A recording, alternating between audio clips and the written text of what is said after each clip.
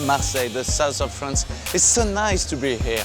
But the first image when you think about the city is the old harbour and the Bonne-Mère Church, the Canebière Street, the museum. But for some people, it's also all the trash you can see in the city. In a lot of French cities, as Marseille, the urban cleanliness is sometimes just a dream. Citizens, politicians, private companies, everyone says, I'm not responsible for that. And at the end, we don't really know who cares about cleanliness in the city. But some inhabitants want that to change. They want to clean up their city. Here I am in the northern districts of Marseille. And this morning, some people are meeting in the streets to pick up the rubbish. Il y en a trop. Voilà, il y en a trop. Mais le mieux peut-être, c'est de prendre les choses les plus grosses, celles qui sont les plus visibles. T'en sors, Rami? C'est fou ici. On n'est pas gâtés là, ce secteur. Oula, t'as du boulot, mon gars. Je crois que c'est plusieurs journées de ramassage qu'il va falloir ici. Hein. Je suis pas sûre que les gens soient particulièrement sales. Hein. Il n'y a pas forcément la culture du tri, déjà. La gestion des déchets, la présence de poubelles assez nombreuses. Ma famille elle est là-bas. Ouais. Et j'ai vu en fait les jeunes comme ils font. Ils ouvrent les yeux, ils voient qu'il n'y a pas de poubelle, ah ben je laisse par terre. Ouais, c'est pas qu'ils sont sales, c'est que voilà, ils voient, il n'y a pas de jeu, il n'y a pas de poubelle et ils jettent par terre. Les responsabilités sont partagées de toute façon. Hein. Il y a une question de civisme et puis il y a une question de volonté institutionnelle. Ils n'ont pas forcément les containers qu'il faut et à la fin, ça se retrouve là, en pied d'immeuble. Et c'est très vite fait l'amalgame entre c'est sale en pied d'immeuble, donc les gens sont sales. Je pense qu'il y a plein de... Il y a plein de raisons, il y a plein de facteurs à prendre en compte. En tout cas, c'est très bien que les jeunes du quartier, avec les associations du quartier, se mobilisent pour, à la fois pour sensibiliser les jeunes au traitement des déchets, et pas forcément qu'au tri, mais aussi à embellir leur quartier, parce que c'est là où ils vivent.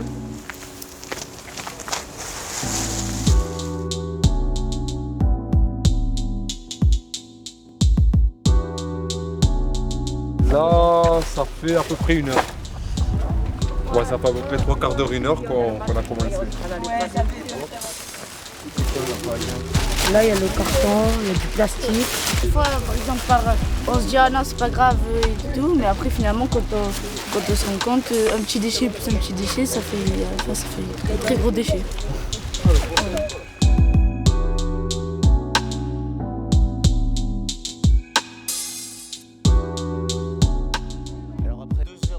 After 2 hours of cleaning, there are about 50 bags of rubbish collected by the kids. It's huge. And at the end, all the waste represents almost 250 kilograms. It's impressive. But it's not really the most polluting rubbish in Marseille. In Marseille, there is an enemy who hunts down all the little trash in the city. Oh, regardez-moi ça, je ne l'avais pas dit. Et la pauvre plante, quand même. Mais voilà, c'est le genre d'endroit un peu où on passe et on va le mettre le mégot parce que c'est facile à mettre et puis on n'attend pas le cendrier parce que ça fume dans les doigts en fait. Ah, ça aussi c'est un problème, les fentes. Parce que finalement, il y a plein de mégots dans les fentes. Le mégot, c'est assez spécial parce qu'il a toutes les caractéristiques du déchet où il va y avoir vraiment plein de petites contraintes, des complications. Alors, il est léger, il roule. Souvent, on se retrouve dans des coins. C'est comme ça qu'on voit la visibilité du truc un peu où tu vas voir plein de mégots et c'est là où tu te dis putain, ça craint. Voilà, c'est vraiment le truc tout petit, plein de produits chimiques. Donc voilà, c'est vraiment un déchet entre guillemets pourri.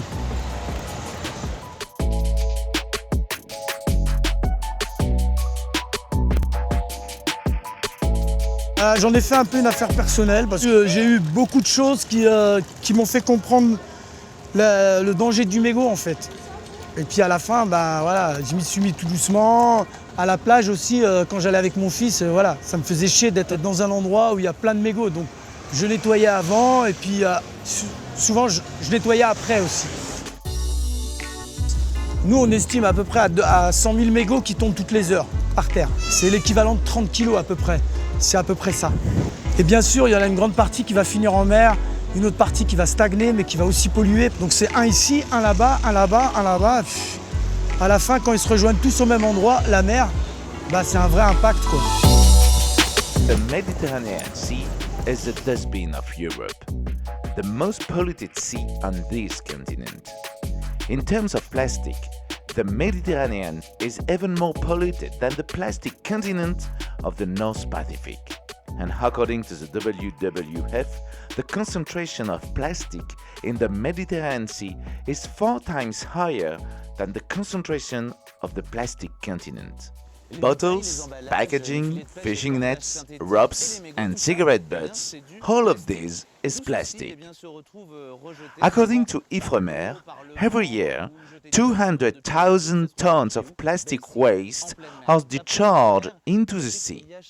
It represents the weight of 20 Eiffel Towers. But if we come back to the cigarette butts, we can think that it's just very small, very harmless, and it's not so serious comparing to the sea. But to prove you the toxicity of the cigarette butts, just know that one cigarette butt pollutes 500 liters of water, and they are both chemicals and plastics. For example, if you put in an aquarium as many cigarette butts as there are liters of water in the aquarium, after only few hours, 50% of the fishes in the aquarium will be dead, and the others will be intoxicated. And sometimes the other fish, you just eat them. And to fight against cigarette butts in Marseille, Habdes decided to go where it all begins. On a vite compris que le bar, c'était le producteur de mégots et surtout qu'ils n'avaient pas de réflexion là-dessus. Ça veut dire que c'était je balaye et je mets dans l'égout. Bonjour messieurs, tu peux me passer le seau? On fait un échange? En fait, moi je leur donne celui-là qui est vide et eux ils me donnent un rempli. Là il y a des mégots. Tu as à peu près 2 kilos, 6000 mégots. Notre idée c'est de laisser des fûts au bar pour qu'ils puissent le remplir, vider leur cendrier et justement trier leurs mégots. Ça veut dire vraiment faire du mégot un déchet spécifique. Donc il faut le trier spécifiquement et là-dedans. Today in Marseille, 25 bars like this one regularly collect cigarette butts. Then they are burned in the most respectful way for the environment. A combustion that will create energy and electricity.